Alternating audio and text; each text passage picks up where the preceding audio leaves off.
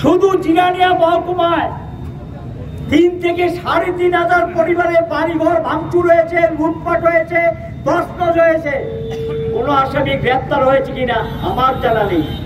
আজকে তিলে তিলে সেখানকার এই যে শান্তির যে পরিবেশ, এটাকে ধ্বংস করে দেওয়ার ব্যবস্থা করা হচ্ছে। আজকে গোটা মহকুমায় জুড়ে একটার পর একটা আক্রমণ। আমি এই 18 সাল থেকে হিসাব করে আপনাদের শোনাতে চাই না, এই রাজ্যের মানুষ সকলেই জানে।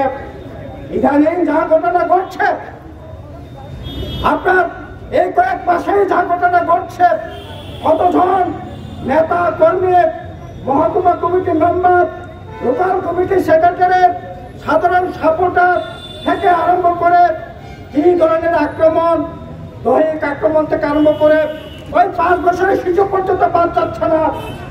কেন এরকমটা হবে? এইভাবে অত্যাচার কতদিন চলবে? কতদিন মানুষ অত্যাচারিত হবে? মানুষেরও সহ্যের সীমা ছাড়িয়ে যাচ্ছে।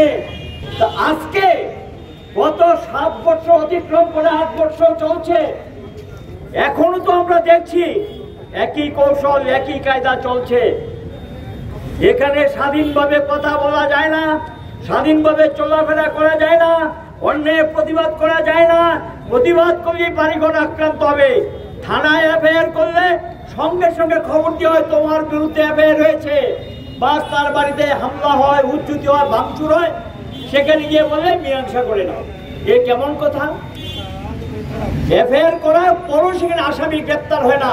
সেই আসামিকে বাধ্য করে এফআইআরটা উচ্চ করার জন্য গোটা জিরানিয়া মহকুমা এলাকা, ভয়ানপুর বিধানসভা কেন্দ্র, মজলিশপুর বিধানসভা কেন্দ্র, মান্দাই বিধানসভা কেন্দ্র, টাকার চলার একটা অংশ, সেখানে মানুষ এফআইআর করতে পারে না। এফআইআর করলে তার বাড়ি ভাঙচুর হয়, অত্যাচার হয়, অভিযোগ জানালে পুলিশ একটু যায়, এনকোয়ারি করে চলে আসে। সেখানে কেন শ্রমটো পুলিশ দুষ্টদের বিরুদ্ধে ব্যবস্থা নিতে পারবে না? তারা শাসক দলের লোক বলে, শাসক দলের লোক হলে তাদের জন্য কি আলাদা আইন আছে? কোথায় লেখা আছে যে তাদেরকে ছাড় দিতে হবে শাসক দলের লোক হলে? এ তো আইনে কোথাও নেই। আমরা দেখি সেখানে পুলিশ কোনো ভূমিকা নিচ্ছেন না। আমি পুলিশকে দোষারোপ করার জন্য কথাগুলো বলছি না, বলছি বাস্তব ঘটনা, মানুষের বুকের ব্যথা, মনের কথা, তার যন্ত্রণার কথা আমি তুলে ধরছি। আপনাদের কোনো ব্যক্তির সঙ্গে আমাদের কোনো সমস্যা নেই, কারোর সঙ্গে কোনো সমস্যা হয়নি আমরা, কিন্তু বক্তব্য আপনি তো রক্ষক হিসেবে মানুষকে রক্ষার দায়িত্ব নিয়েছেন, সেই দায়িত্ব তো আপনাদের পালন করতে হবে। ভূমিকা নিন। আপনি ভাবছেন চুপ করে থাকবেন, একদিন আপনার পরিবারের থেকে রেহাই পাবে না। আজকে কে রেহাই পাচ্ছে? যারা এই প্রতিবাদ করছে, যারা সত্যের পক্ষে দাঁড়াচ্ছে, তারা কেউ রেহাই পাচ্ছে না এবং সবাই আক্রান্ত হচ্ছে। প্রতিদিন নারীরা নির্যাতিত হচ্ছে, ডেড বডি পাওয়া যাচ্ছে, আসামি গ্রেপ্তার নেই। খুন খারাপি হয়, আসামি গ্রেপ্তার নেই। শুধু জিরানিয়া মহকুমায় 3 থেকে 3,500 পরিবারের বাড়িঘর ভাঙচুর হয়েছে, লুটপাট হয়েছে, তছনছ হয়েছে। কোন আসামি গ্রেপ্তার হয়েছে কিনা আমার জানা নেই। কিন্তু বামের আমলে শাসক দলের লোক অপরাধ করলে গ্রেপ্তার হতো, তাকে জেলে যেতে হতো, এটাকে বলে আইনের শাসন। কিন্তু এই রাজত্বে কোন বিজেপির লোককে গ্রেপ্তার করেছে এই অপরাধের জন্য, অন্যায়ের জন্য আমার জানা নেই। এসপির কাছে বহুবার গিয়েছেন আমাদের পার্টির পক্ষ থেকে, উনি শুনেছেন, কিন্তু ভূমিকা দেখা যায়নি।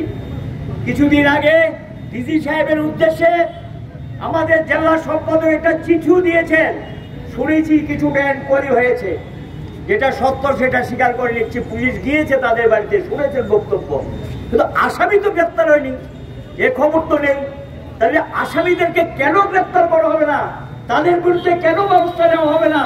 এবং এই নিয়ে আজকে জিরানিয়া মহকুমার সবাই এই দাবিগুলো নিয়ে আমরা চাইছি দোষীদের গ্রেপ্তার করতে হবে, অপরাধীদের গ্রেপ্তার করতে হবে, আইনের শাসন ফিরিয়ে আনতে হবে। পার্টি অফিসগুলো 7টা বছর হয়েছে খোলা যাচ্ছে না, একমাত্র শুধু বিভাগীয় দপ্তরটা গত বিধানসভা ভোটে 10 দিন আগে খোলা সম্ভব হয়েছে। 10 দিন চালু ছিল। আমার যে অবস্থা, কোথায় লেখা আছে যে রাজনৈতিক দল পার্টি অফিস খুলতে পারবে না? বিজেপির রাজত্বে এটা চলছে। আমাদের সমস্ত কোনো বিজিবি অফিস আক্রান্ত হয়নি, কোনো বিজিবি অফিস ক্ষতিগ্রস্ত হয়নি। এটা কেমন কথা? তোলাবাজি চরম পর্যায়ে গেছে। বাড়িতে থাকতে পারবেন, তোলাবাজি দিতে হবে। দোকানে দোকানদারি করতে পারবেন, তোলাবাজি দিতে হবে।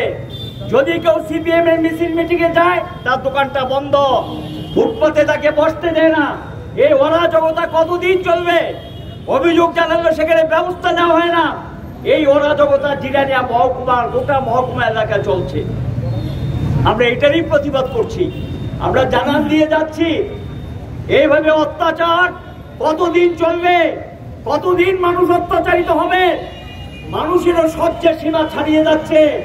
মানুষকে ঐক্যবদ্ধ হতে হবে তার অধিকার রক্ষা করার জন্য। মানুষকে ঐক্যবদ্ধভাবে, যারা শান্তিকামী মানুষ, তাদেরকে সংহত করতে হবে এবং তাদেরকে সংগঠিত করে একসঙ্গে সোচ্চার প্রতিবাদে যেতে হবে। আমরা চাই পুলিশ সেখানে শান্তি সপক্ষে দাঁড়াক।